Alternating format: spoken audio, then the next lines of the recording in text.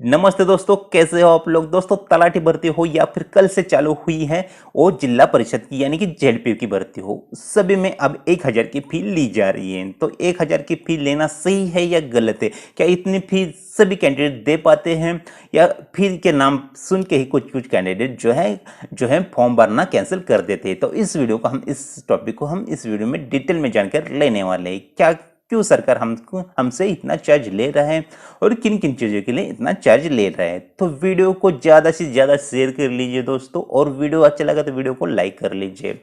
हमने जो है सारा चार्ज जो हमारे 1,000 जो फी ली जाती है उसका किन किन चार्ज यहाँ पे डिवाइड होते हैं, उनकी सारी लिस्ट ये यहाँ पे हमने निकाली हुई है। तो उस लिस्ट में से आपको बताएंगे कि 1,000 में से आपको क्या क्या चार्ज लगते हैं, और गवर्नमेंट सही में आपसे इतना चार्ज लेती है तो क्या सही इतना चार्ज लगता है या उससे कम में भी आपको जो है एग्ज़ाम की फी भर के भी आप एग्जाम दे सकते थे। तो जरूर पहले तो बात करते हैं चार्जेस क्या क्या हैं। तो फर्स्ट नंबर का चार्ज है कंपनी का चार्ज। जो आपके एग्जाम लेती है ना उस कंपनी का चार्ज जो है 675 रुपये उसका ही चार्ज है। मतलब जब आप एग्जाम सेंटर में जो कंपनी जो एग्जाम लेंगी ना आपकी, तो उनका चार्ज 675 रुपये सिर्फ कंपनी का चार्ज है।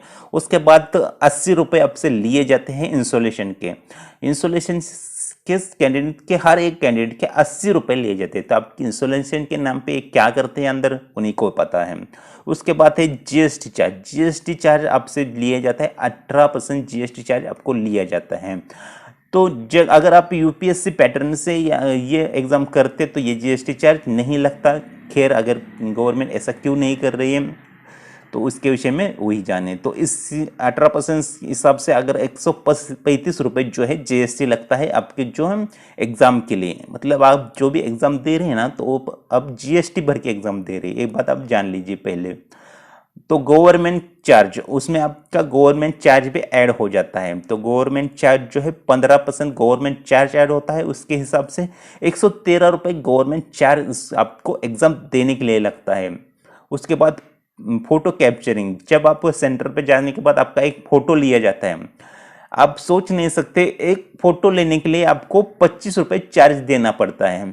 आप सोचते हैं कि आपका फ्री में वहाँ पर फ़ोटो लिया जाता है, ऐसा नहीं होता। वो भी आपसे चार्ज में मेंशन होता है। वो जो है 25 रुपये आपसे वहाँ से भी चार्ज लिया जाता है। मेटल डिटेक्टर, जो आप बॉडी को सब स्कैन करते हैं ना, कोई मेटल की चीज़ वगैरह नहीं लेके जा रहे, उस मेटल डिटेक्टर आपकी बॉडी को 1% को स्कैन करने के लिए 32 रुपये लिए जाते हैं आपको मेटल डिटेक्टर स्कैन करने के लिए।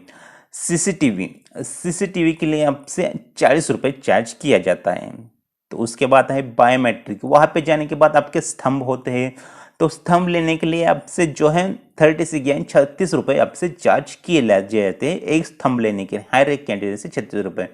अब मुझे समझ नहीं आता 36 रुपये का कैसा थंब लेते हैं, कौन सा थंब लेते हैं, उन्हीं को जाने। कौन सा मशीन लाते हैं जिसमें 36 रुपये का थंब एक पड़ता है उनको। उसके बाद है मोबाइल जामर। मोबाइल जामर को 46 रुपये ले रहे पर पर्सन से। मतलब आप सोच लेंगे, तलाटी भर्ती में 10 लाख से ज़्यादा फॉर्म जो है भर चुके हैं। इसके हिसाब से अब ये मैं लिस्ट बता रहा हूँ ना, इसको आप कैलकुलेट कर लीजिए। मोबाइल चार्ज जामर का ही कितना पैसा बन जाएगा, आप एक बार सोच लीजिए। उसके बाद है आईआरएस स्कैनर। आईआरएस स्कैनर का मतलब है आप जो आंखों का स्कैन करते हैं ना, उसको जो है 50 रुपये चार्ज यहाँ पे बताया गया है। पर पर्सन 50 रुपये चार्ज आईआरएस स्कैनर का बताया हुआ है। तो इतने सारे जो है फी में चार्जेस ऐड होते रहते हैं दोस्तों।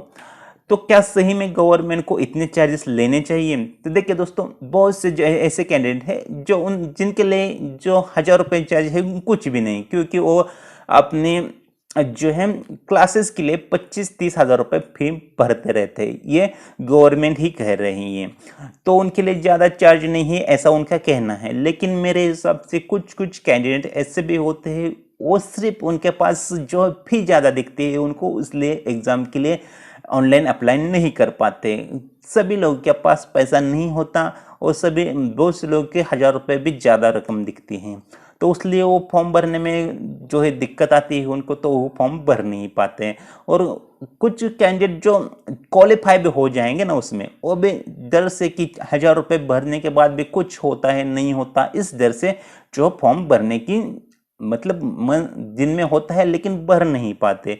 अगर गवर्नमेंट में कुछ अपनी फीस में कटौती कर दी ना तो अच्छी बात होगी। ये मैंने लिस्ट आपको बताई है ना, उसमें से कुछ कुछ चीज़ों को ये कम कर सकते हैं, जैसे कि गवर्नमेंट फी हो गई उसमें से कुछ फी को कम कर सकते हैं, या फिर ये सारे स्कैनर वगैरह हैं उसमें से भी कुछ कम कर सकते हैं, जिसकी वजह से जो हमारा सामान्य से सामान्य कैंडिडेट है ना वो भी अपना जो है फॉर्म भर सके और एग्जाम दे सके। आई होप आपको सारी बातें अच्छे से समझ आ चुके होंगे दोस्तों। वीडियो को ज़्यादा से ज़्यादा शेयर कर लीजिए और झेडपी जिला परिषद की भर्ती के ऑनलाइन फॉर्म किस तरह भरने हैं इसके ऊपर हम जल्द से जल्द वीडियो लाने वाले हैं। तो वीडियो को जरूर लाइक कीजिए और चैनल को सब्सक्राइब कीजिए। आज की वीडियो में बस इतना दोस्तों, बाय बाय।